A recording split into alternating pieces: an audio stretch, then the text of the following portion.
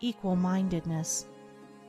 To be equally minded is to be peacefully minded, for a man cannot be said to have arrived at peace who allows his mind to be disturbed and thrown off the balance by occurrences.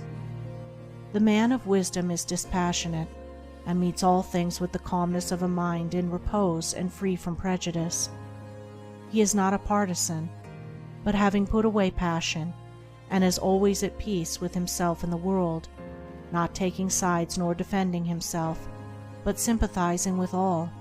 The partisan is so convinced that his own opinion and his own side is right, and that all goes contrary to them is wrong, that he cannot think there is any good in the other opinion and the other side. He lives in a continual fever of attack and defense, and has no knowledge of the quiet peace of an equal mind. The equal-minded man watches himself in order to check and overcome even the appearance of passion and prejudice in his mind, and by so doing he develops sympathy for others, and comes to understand their position and particular state of mind, and as he comes to understand others, he perceives the folly of condemning them and opposing himself to them. Thus there grows up in his heart a divine charity which cannot be limited, but which is extended to all things that live and strive and suffer.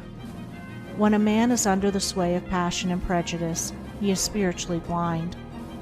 Seeing nothing but good in his own side, and nothing but evil in another, he cannot see anything as it really is, not even his own side, and not understanding himself, he cannot understand the hearts of others, and thinks it is right that he should condemn them.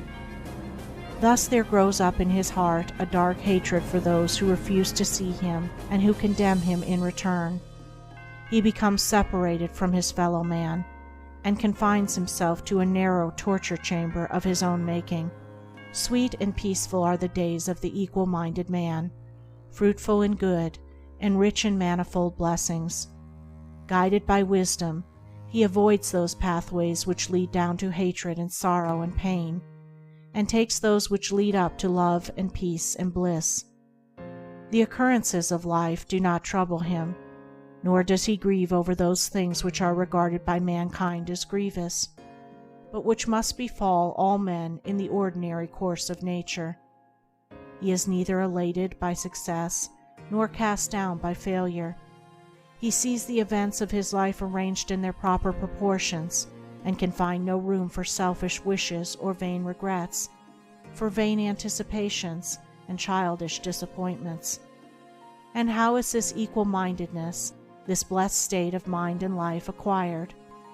Only by overcoming one's self, only by purifying one's own heart, for the purification of the heart leads to unbiased comprehension.